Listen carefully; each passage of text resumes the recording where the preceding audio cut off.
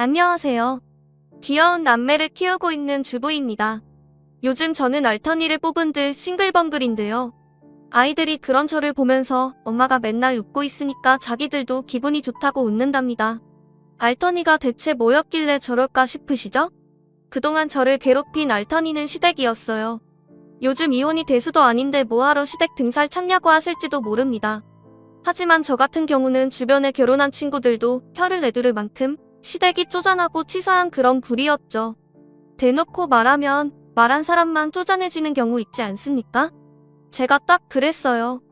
그럴싸한 말만 하는데 잘 들어보면 이거 완전 물먹이는 말이구나 싶을 때가 한두 번이 아니었답니다. 처음 시댁 인사 왔을 때만 해도 저는 시댁 잘 만났다고 생각했어요. 비록 가난한 시댁이었지만 제가 마음에 드셨는지 보자마자 칭찬 일색이셨습니다. 나름 탄탄한 중견겸에 다니고 있던 저와 남편이 사내부부라 시모는 더 좋아했죠. 그래서 첫 만남에 저를 보시고 기특하다는 듯이 눈을 반짝이며 말씀하셨습니다. 우리 아들이 같은 회사 사람 만나서 결혼하면 좋겠다 싶었는데 이렇게 만나게 되니까 보기 좋네.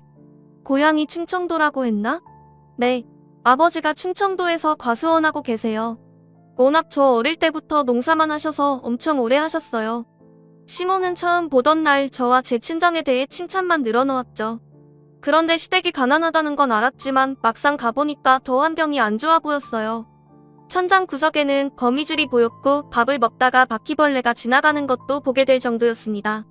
처음에는 이런 어려운 환경 속에서도 장학금까지 받으면서 대학교까지 졸업한 남편이 대단하다고 생각했죠. 시부는 경비원으로 일하고 있었고 시숙은 일반 중소기업에 다니고 있었어요.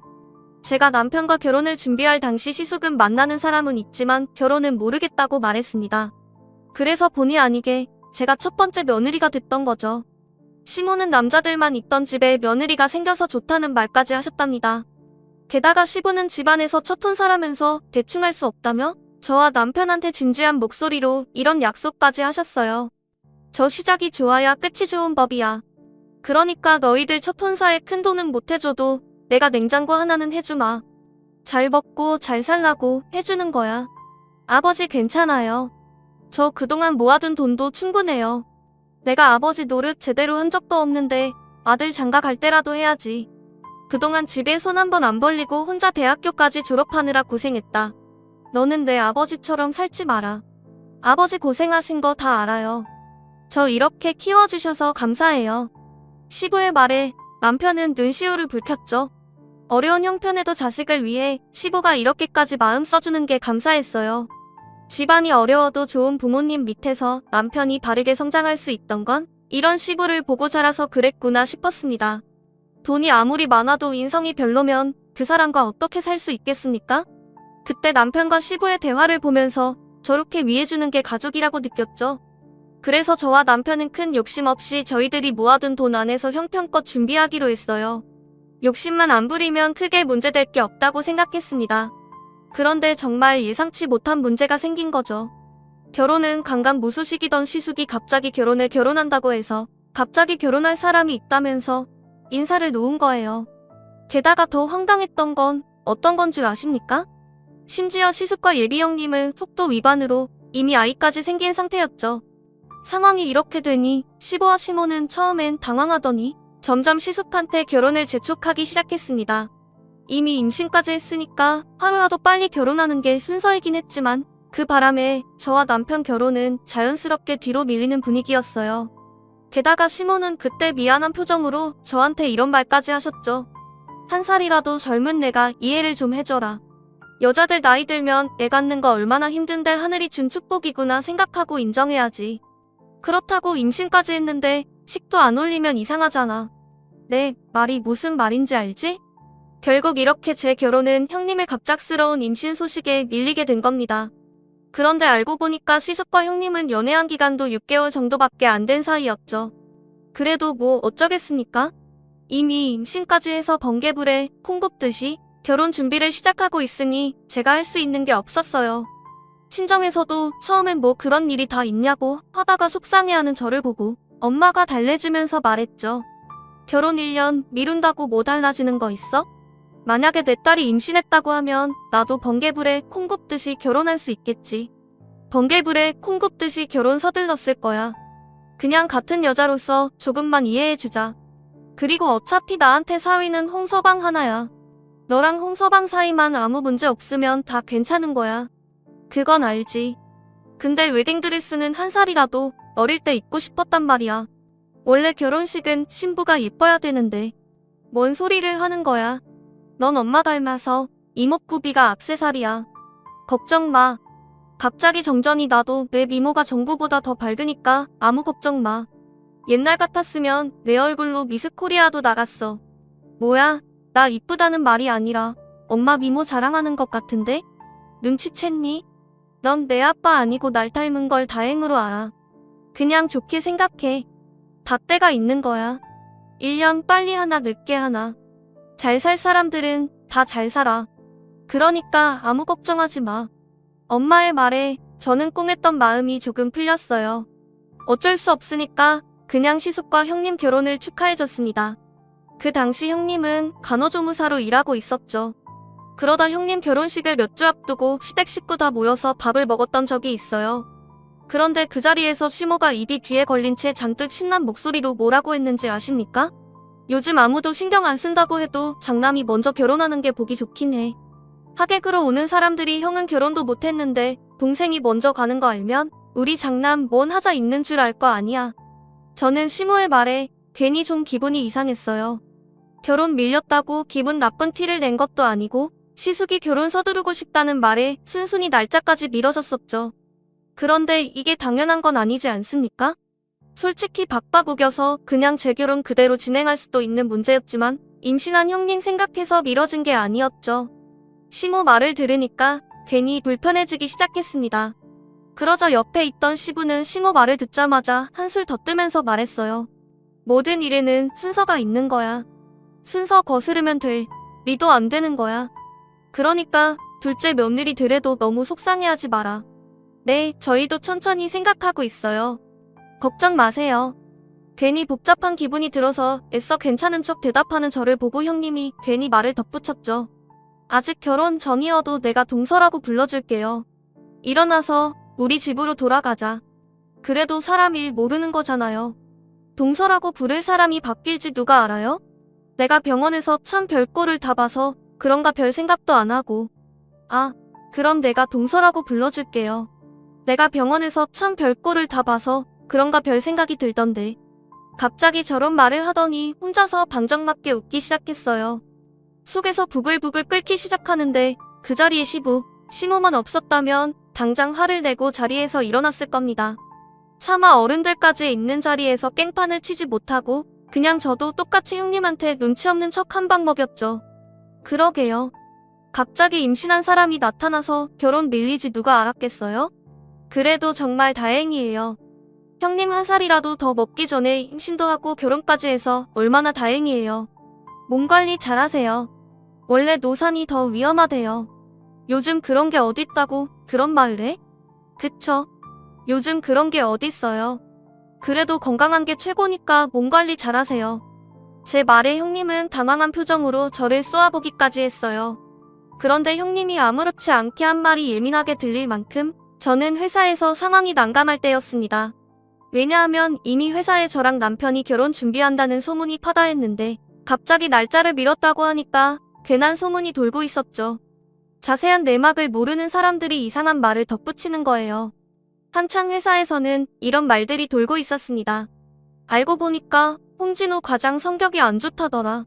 사실은 이주란 대리가 결혼할 때 원하는 게 많았다더라. 홍 과장 집안이 너무 가난해서 못한다고 엎은 거라더라. 아주 별별 소리가 다 돌아다녔죠. 원래 남편은 회사에서 평판이 좋은 사람이었는데 떠들기 좋아하는 사람들이 괜한 소문을 내서 떠돌기도 했어요. 원래 발 없는 말이 천리까지 간다고 하지 않습니까? 사실도 아닌 게 사실처럼 돌아다녀서 해명하느라 진을 빼기도 했답니다. 그때 제가 쓸데없는 소문에 힘들어하니까 남편이 저를 위로해주기도 했어요. 미안해. 괜히 나 때문에 괜한 소문까지 듣게 만드네. 나만 듣는 것도 아닌데 뭘. 어차피 잠깐 떠들고 말까? 그래도 나 믿고 기다려줘서 고마워. 내가 정말 잘할게. 그래도 남편이 제 마음을 조금이라도 알아주니까 고마웠죠. 세심하고 다정한 남편이라서 믿고 같이 견딜 수 있었습니다. 남들이 뭐라 해도 우리 둘만 괜찮으면 다 괜찮다고 생각했어요. 그러다가 시숙과 형님이 우여곡절 끝에 결혼식을 올리게 됐습니다. 한 곱이 넘겼으니까 아무런 문제가 없을 줄 알았죠. 몇 달 뒤 저와 남편은 다시 결혼 준비를 시작했고 형님은 병원에 출산 휴가를 내고 몸조리도 하고 있었어요. 그러다가 제가 남편과 드레스 입고 결혼을 했죠. 내가 딸 임신해서 그런가 예쁜 걸 좀 보고 싶은데 요즘 나가면 죄다 돈이라 나가기 무섭더라고. 그러니까 동서 어떤 드레스 있나? 동서가 입는 드레스는 다 잘 어울린다고 말했죠. 그런데 동서가 입는 드레스는 다 잘 어울린다고 말했죠. 내가 딸 임신해서 그런가 예쁜 걸 좀 보고 싶은데 요즘 나가면 죄다 돈이라 나가기 무섭더라고. 그러니까 동서 어떤 드레스 있나? 구경 좀 하고 싶어서 그렇지. 나 그냥 조용히 뒤에서 보기만 할게. 별로 내키진 않았지만 답답하다는데 어쩌겠어요. 그래서 그냥 오라 했던 건데 저는 드레스 2벌 입어보고 형님을 그 자리로 부른 걸 땅을 치고 후회했습니다. 제가 첫 번째 드레스를 입어본 뒤에 두 번째 드레스를 입으니까 뒤에서 형님이 뭐라고 했는 줄 아십니까? 동서 그거 너무 파인 거 아니야? 누가 웨딩드레스를 그런 걸 입어. 저기 옆에는 저거 입어봐. 형님이 말하는 걸 보니까 목부터 팔을 전부 덮는 드레스가 보였어요. 항상 드레스에 로망이 있던 저는 자꾸 참견하는 형님이 불쾌했죠. 그래서 형님한테 조심스럽게 말했습니다. 형님, 제 드레스 고르는 건데 제가 마음에 드는 걸로 할게요. 그리고 여기서 그냥 조용히 지켜본다고 하신다고 했잖아요. 아니, 난 결혼 먼저 해본 입장에서 드레스 괜히 예쁜 거 따져봐야 소용없으니까 하는 소리지. 다 동서 위에서 하는 소린데 내가 지금 선 넘은 거야? 저 위에서 해주시는 말인 건 아는데 그렇게까지 안 해주셔도 된다고요. 제가 입고 싶은 거 고를게요. 형님은 대체 뭐에 토라졌는지 그냥 가버렸어요. 남편도 어리둥절한 표정으로 왜 그러냐고 물어볼 정도였죠. 그런데 그렇게 급하게 자리를 떠난 형님이 어디로 갔는 줄 예상이 가십니까? 바로 형님은 시모한테 갔던 거였어요. 그때만 해도 아무것도 모르다가 시모가 뜬금없이 전화해서 저한테 하는 소리를 듣고 기가 막혔어요. 다짜고짜 저한테 전화한 시모가 궁금한 목소리로 물었죠. 아나제 우리 큰며느리가 뭐 골라줬다는데 그건 안 한 거야? 저도 생각하고 간 게 있어서요. 그리고 형님이 그냥 구경하고 싶다고 하셨던 거라 골라주실 거라고는 생각을 못했어요. 아, 그랬어? 아니, 그냥 구경만 한다고 했어도 생각해서 조언해주면 그냥 고맙다고 말이라도 해주지. 만삭이면 몸이 얼마나 무겁고 힘든데 얼마나 속상했으면 나한테 와서 하소연을 하겠어? 저는 시모의 말에 황당했습니다. 저는 분명히 만삭이니까 오지 말라고 했었는데 굳이 오겠다고 고집을 부린 건 오히려 형님이었어요. 그런데 갑자기 시모가 저한테 저렇게 말하니까 그래서 저도 답답한 마음에 시모한테 억울한 목소리로 말했어요. 저도 형님 안 사귄 거 알아서 힘든데 안 와도 된다고 했어요. 그러니까 앉아서 보다가 뭔가 조언하고 싶어서 한마디 할 수도 있지. 넌 꼭 거기서 그렇게 내 고집대로 했어야 했어? 듣는 신영이나 하고 싶은 말은 다 내게 말해. 듣는 신영이나 하고 그냥 넘기지. 지금도 내 말에 반박하는 거 보니까 어땠는지 딱 알겠네.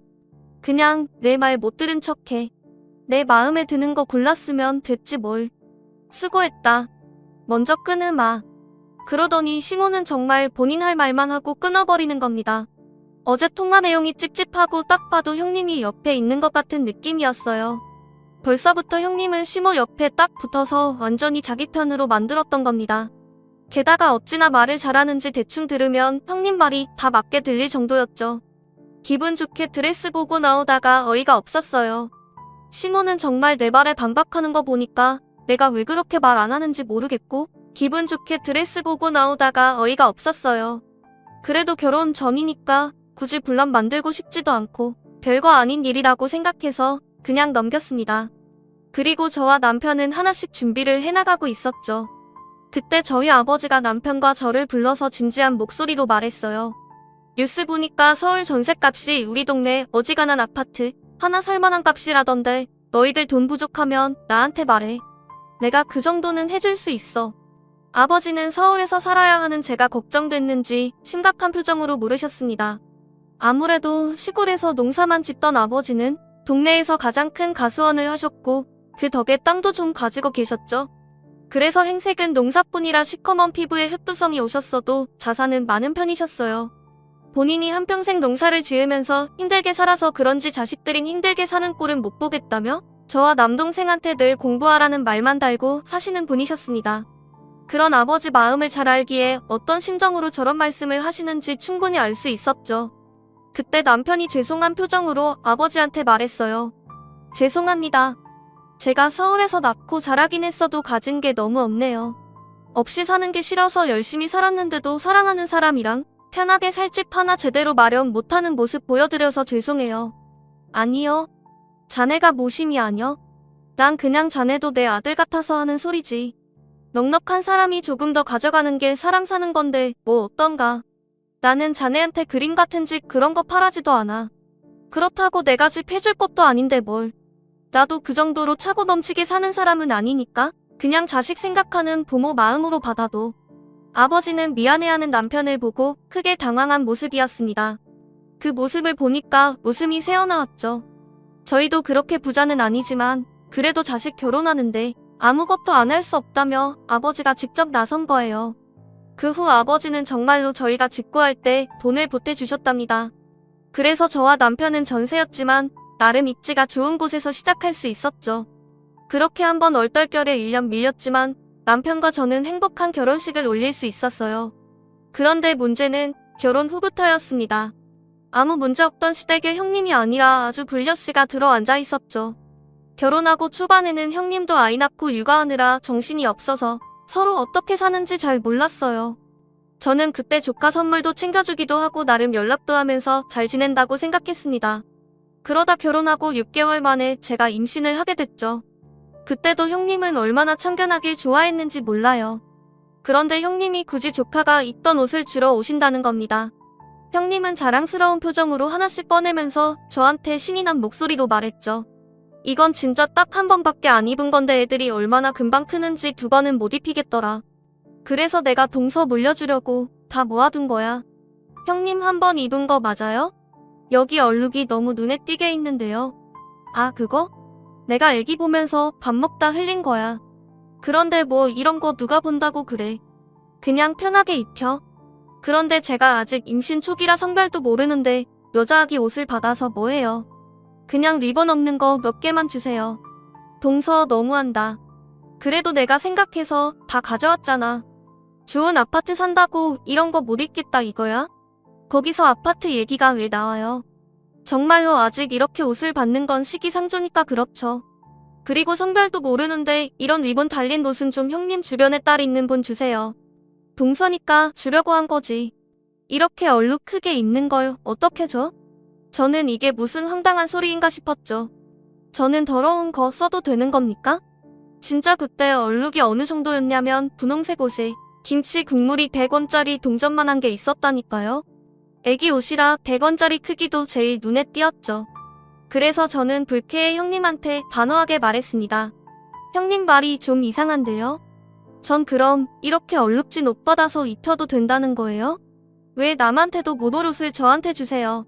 그동안 전 조카 준다고 새 옷만 보냈잖아요. 싫으면 말던지 생각해줘도 난리야.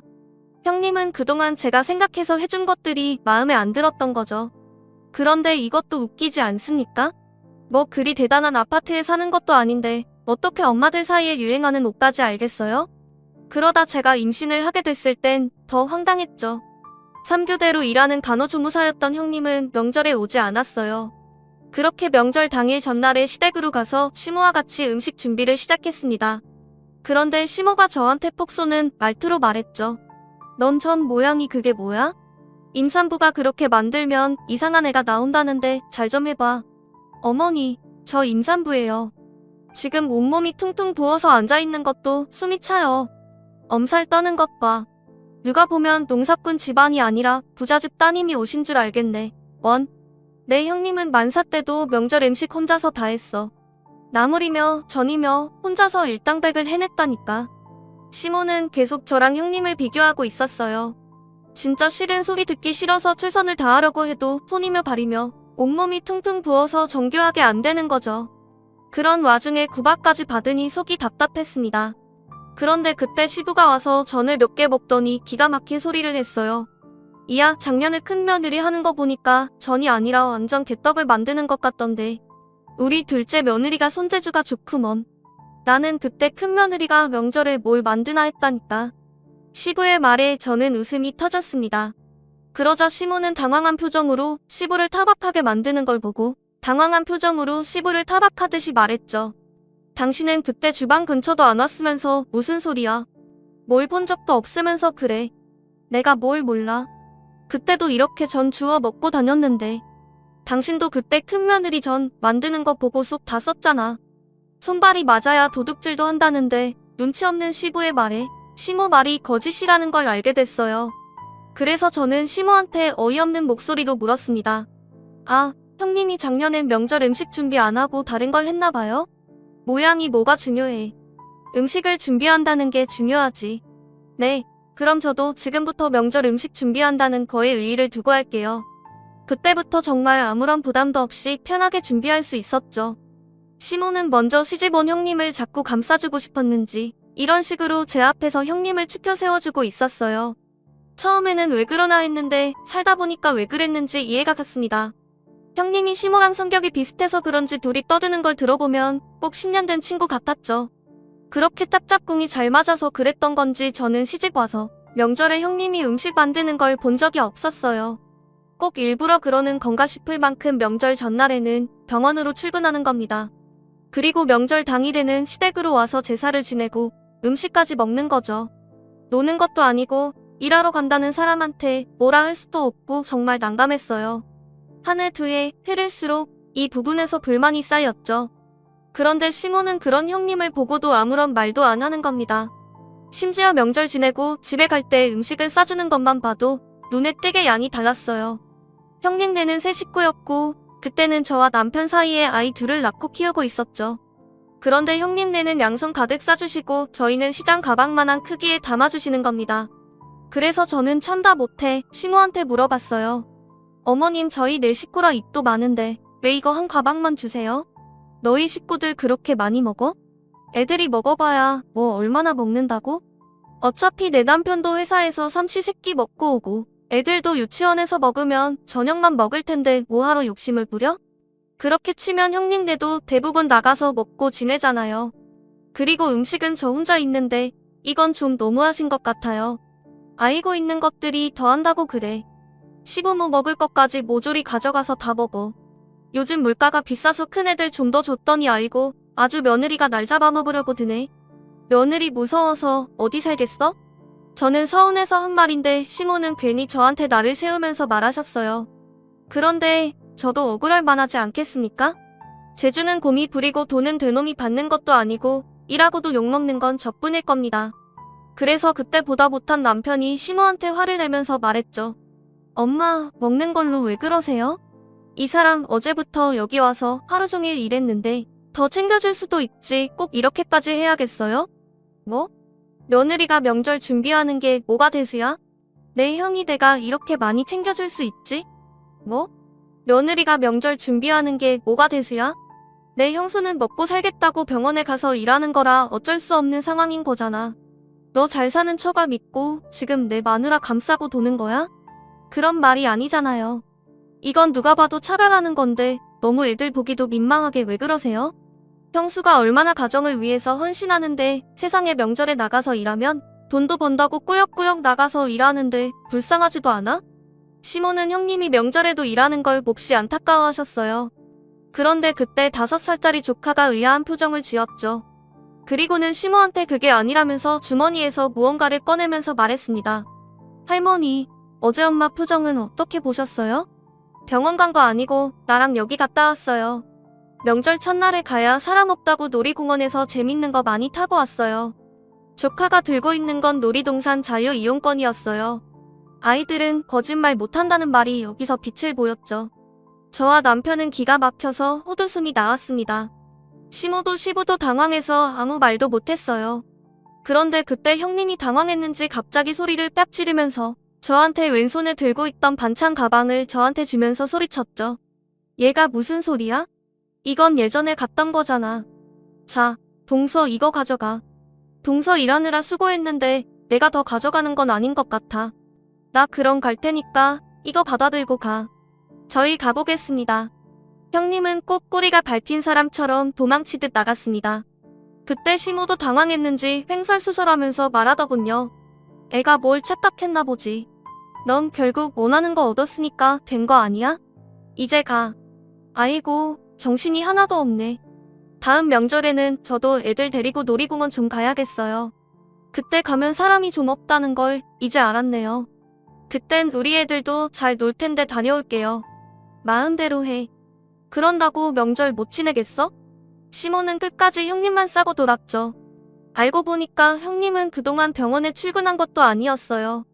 형님 다니는 병원에 제 친구가 우연히 간호사로 이직하게 됐는데 평판을 들어보니까 빨간 날에는 무조건 쉬려고 했었대요. 그런데 왜 그렇게 시모가 형님을 감싸고 돌았는 줄 아십니까? 남편이 모든 사실을 알게 된 후 시숙한테 전화했더니 글쎄 깜짝 놀랄 말을 했다는 겁니다. 그게 내가 회사 그만두고 집에서 주식 투자로 돈 좀 벌어보려다가 요새 돈도 안 되고 계속 마이너스야. 그래서 엄마가 와이프 눈치를 보시는 것 같은데 나도 진짜 어떻게 해야 될지 모르겠다. 시숙은 전업투자자로 살겠다고 중소기업 다니던 곳을 무작정 때려치고 나온 거죠. 푼돈 벌어서 뭐하냐고 큰소리 떵떵 쳤는데 정작 수익도 없던 겁니다. 그런 상황에 시모는 혹시라도 장남 이혼 당하면 안 되니까 형님을 두둔하고 있던 거예요. 진짜 눈물 나는 모정이다 싶었죠. 이런 황당한 일을 겪던 중 친정엄마가 저한테 떨리는 목소리로 한 통의 전화를 걸었어요. 저는 놀라서 엄마한테 물었습니다. 엄마 무슨 일이야? 지금 우는 거야? 주란아 어떡하니? 네 아버지 얼마 못 산단다. 암이래. 근데 너무 늦게 왔다고 할 수 있는 게 없다네. 어떡하면 좋니? 갑자기 그게 무슨 말이야? 암이라니? 지금 어딘데? 저는 엄마의 말에 허겁지겁 병원으로 달려갔죠. 그런데 병원을 갔더니 해스케진 얼굴로 병실에 누워있는 아버지를 보니까 업장이 무너졌어요. 그렇게 갑자기 시한부 선고를 받은 아버지를 잘 모시고 싶어서 뭘 해야 하는지 간호사 친구에게 물었습니다. 오랜 친구였던 간호사 친구는 저희 아버지 소식에 놀라더니 뭘 해드리면 좋을지 상세히 알려줬죠. 그러다 한 번은 병원에서 일하는 친구를 찾아갔던 적이 있었어요. 그 친구는 저한테 명함 하나를 건네주면서 혹시라도 아버지 더 이상 병원 치료가 더 어렵다고 하면 이쪽 요양병원으로 모셔. 여기 다들 좋으신 분들이라 가족처럼 대해주실 거야. 정말 고마워. 그래도 네가 있어서 내가 좀 든든하다. 내가 뭘 하는 게 있나? 아버지 잘 모셔. 그리고 어머니가 잘 챙겨주시길 바라. 가족이 큰 병 걸리면 가족들도 잔병 치래. 간호사 친구의 말에 저는 며칠 잠도 제대로 못 자고 병실만 지키는 엄마가 떠올랐죠. 그래서 곧장 병원으로 가서 멍한 얼굴로 있는 엄마한테 이렇게 말했어요. 엄마, 집에 가서 눈이 떠올라. 안 가려는 엄마를 설득해서 집으로 모셨어요. 마침 남동생 부부가 오는 걸 본 엄마는 안심하고 집으로 갈 수 있었죠. 엄마를 안방으로 눕히고 편히 쉬게 커튼까지 쳤더니 금세 잠이 드셨어요. 말은 안 해도 많이 힘드셨던 것 같았어요. 그렇게 한동안 청소 못한 집을 정리하고 있는데 누군가 초인종을 눌렀죠. 확인해보니까 시모랑 형님이 나란히 서 있는 게 보였습니다. 그래서 무슨 일인가 싶어서 문을 열었더니 양손에 과일까지 사들고 온 거예요. 처음 보는 두 사람 모습에 어리둥절해서 물었죠. 갑자기 무슨 바람이 불어서 이런 걸 사오셨어요? 형님 지금 일할 시간 아니에요? 아 조퇴했어. 저번에 보니까 동서 안색이 영 안 좋아 보여서 한번 와보려고 했지. 언제부터 내 안색을 챙겼다고 저러나 싶었는데 일단 왔으니까 안으로 들어오라고 했어요. 그런데 두 사람은 꼭 할 말이 있는 사람처럼 안절부절이었어요. 그래서 저는 이상한 눈초리로 시모를 보면서 물었죠. 어머님 화장실 가고 싶으세요? 저쪽에 화장실 있는데 다녀오세요. 화장실은 무슨 아니야. 근데 왜 그렇게 잡을 안 서고 계세요? 편히 앉아 계세요. 집 안 무너져요. 그래야지. 그냥 너랑 대화한 지도 오래된 것 같아서 온 거야. 얼마 전에 내 친구 며느리가 큰일 당해서 집안이 뒤숭숭하다길래 나도 며느리들 어떻게 사나 봐야겠다 싶어서. 어머님 친구 며느리요? 글쎄 걔 며느리 부모님이 돌아가셨다나 봐. 엄마랑 둘이 산 며느리인데 이제 고하지 뭐. 근데 그 엄마 유산으로 3억을 남겼대. 그 며느리 앞으로. 아 그래요? 자식이 그 딸 하나라 그렇게 하셨나 보네요. 아휴 근데 돈이 무슨 소용이에요. 친엄마가 세상에 없는데 그거 받는다고 좋겠어요? 뭐 그렇긴 하지. 근데 그 며느리가 이제 자기 엄마는 시모뿐이라고 그 돈으로 글쎄 전셋집을 얻어줬다잖아. 그래요. 그럴 수도 있죠. 시댁도 가족이니까요. 그렇지? 시댁도 가족이잖아. 맞지? 그럼요. 남편 부모님인데 뭐 다르겠어요? 제가 이렇게 말하자 시모랑 형님이 눈빛 교환을 하는 것 같았어요. 그래서 뭐 중요하게 할 말이 더 있나 싶었죠. 그런데 그때 시모가 저한테 눈을 반짝이면서 한 말이 뭐였는 줄 아십니까? 지금 생각해도 소름이 끼칠 만큼 미친 소리였습니다. 글쎄 둘이 눈을 한번 마주 보더니 저한테 시모가 다급한 목소리로 말했죠. 너희 아버지 아프시다면서 당장 요양병원 갈 정도로 아프신 거야? 그걸 어떻게 아셨어요? 저는 대체 그걸 어떻게 알았는지 황당했어요. 아픈 건 알 수 있다 쳐도 요양병원을 미리 알아본 건 남편도 아직 모르는 사실이었거든요. 그래서 제가 당황해서 물어보니까 형님이 옆에서 호들갑을 떨면서 말하는 겁니다. 알고 보니까 우리 병원 간호사 중에 동서 친구가 있던데? 그 친구 만나서 요양병원 명함 받은 거 아니에요? 동서 아버지 지금 오늘 내일 하시니까 요양병원까지 알아보는 것 같길래 내가 어머님한테 귀띔했지. 그걸 왜 둘이서 속닥거려요? 우리 아버지가 아픈데 둘이서 무슨 작당모에 하는 거예요? 제가 너무 황당해서 목소리 눕혀가며 화를 내니까 시모는 갑자기 에라 모르겠다 싶었는지 정색을 하면서 말했죠. 아유 몰라. 그냥 난 톡 까놓고 말할게. 너희 집 전세금도 아버지가 해주셨다면서? 그럼 당연히 유산도 아들 딸 구분 없이 주실 거잖아. 그럼 그거 받으면 괜히 묵혀두지 말고 우리 이사 갈 때 도움 좀 달라고 그러려고 했지. 사돈 땅 부자지? 아유 횡재했네. 뭐요? 아니 아직 멀쩡히 살아있는 분 두고 무슨 소리 하는 거예요? 갑자기 시한부 선고받았는데 또 언제 어떻게 금방 가실지 모르잖아. 그러니까 사실관계를 정확하게 해두자는 취지로다가 이렇게 온 거지. 성에 있게 빈손으로 온 것도 아니고 양손 무겁게 왔잖니. 그래서 저거 사온 거예요? 웬일로 체면 차려가면서 오나 했더니 와 진짜 당신들 제정신이야? 가져가요. 당장. 이딴 거 필요 없으니까 다 가져가. 더러운 것들 내 집에서 다 빼라고. 저는 시모와 형님이 사온 과일 바구니를 들어 바닥에 던졌지. 그런데 그 과일 바구니에 다시 한번 들어간 거였어. 더러운 것들 내 집에서 다 빼라고. 저는 시모와 형님이 사온 과일 바구니를 들어 바닥에 던졌죠. 그러자 시모는 안타까운 목소리로 말했어요. 아니 이게 얼마짜린데 이렇게 함부로 던져? 너 진짜 유산 한몫 크게 받는다고 눈에 뵈는 게 없지? 그놈의 유산 타려. 부모 죽고 돈만 남으면 뭐가 좋은데요? 며느리 심정이 어떤지도 모르면서 그딴 소리 하러 와요? 나가요. 당장 나가라고요. 아유 이거 왜 이렇게 힘이 세? 시어머니한테 이게 무슨 버릇이야. 집구석에서 그렇게 배웠어? 가정교육이 개똥이네 완전. 시모는 가정교육까지 은은하면서 노발대발 화를 냈죠. 그때 안방에서 자고 있던 엄마가 문을 벌컥 열고 나오더니 시모를 보고 소리쳤습니다. 그래 내가 그렇게 가르쳤다. 인간 말종 같은 건 대접도 하지 말라고 가르쳤어. 뭐? 집을 구해줘? 사람 같지도 않은 게 무슨 집 타령이야. 너는 계집 같은 데 들어가 살아도 그 집이 아까워. 사돈. 아니 왜 거기서 나와요? 내가 딸 집에 있는 게 이상합니까? 이 집 전세금 우리 남편 돈인데 그게 왜요? 애들 결혼할 때 뭘 해주니 많이 하다가 결국 이런 한 푼도 안 해주고 뭐요? 유산? 사위도 아니고 지금 사돈이 우리 집 재산을 탐하는 게 말이 됩니까? 사위가 그런다 해도 기가 막힐 노릇인데 우리도 살아야 될 거 아니에요. 우리 집이야말로 다 무너져 간다니까요. 산 사람은 살아야 된다는데 우리 집 구해주면 며느리도 좋은 건데 뭐가 문제예요?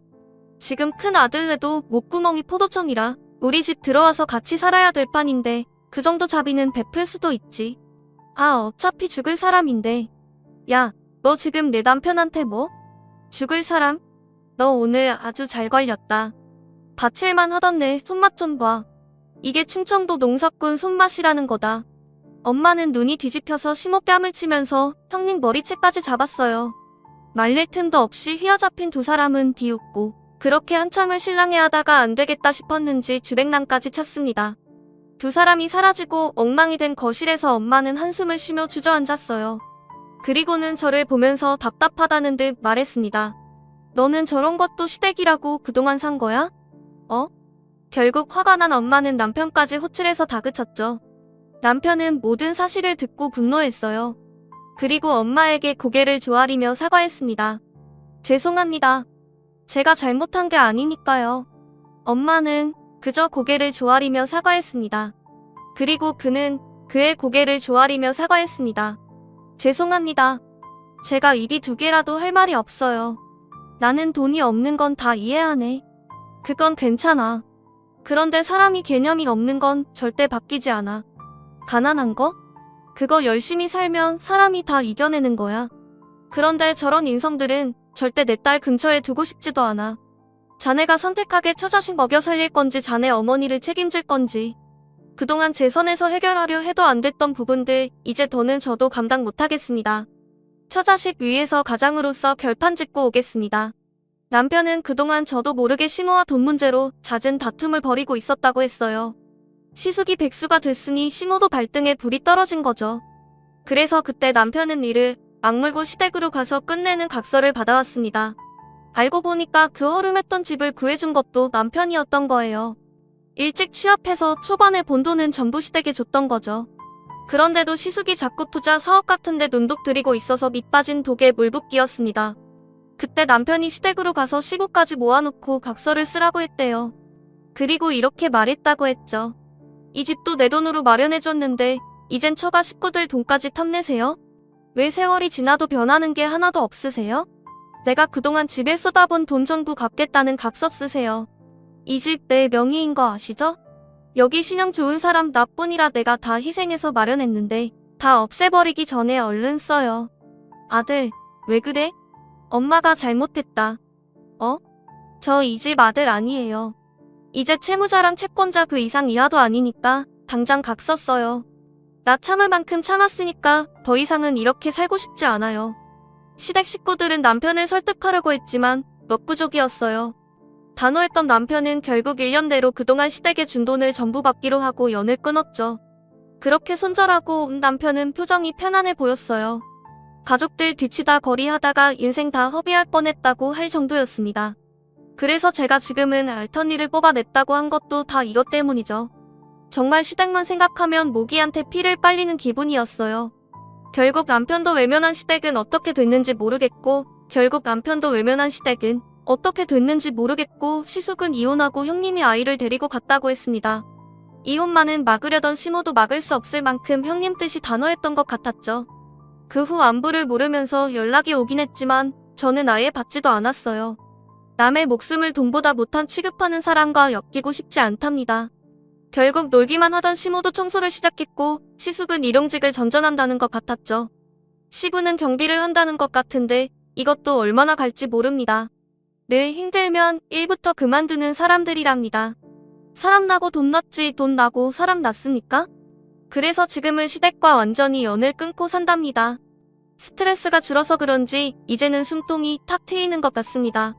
그리고 악연을 끊고 나니까 또 다른 기적이 찾아왔죠. 바로 저희 아버지가 의사가 선고한 날보다 더 잘 견디고 계신다는 거예요. 그래서 엄마는 저를 보고 눈시울을 붉히면서 이런 말도 하셨답니다. 저도 엄마 말에 울컥했죠. 누워 계시더라도 버텨만 주길 바라는 마음으로 희망의 끈을 놓지 않고 있어요. 그래서 요즘은 아이들이 건강하게 크는 것만 봐도 바랄 게 없다 싶습니다. 지금 제 사연 보시는 많은 분들께는 이 사연이 정말 좋은 사연인 것 같습니다.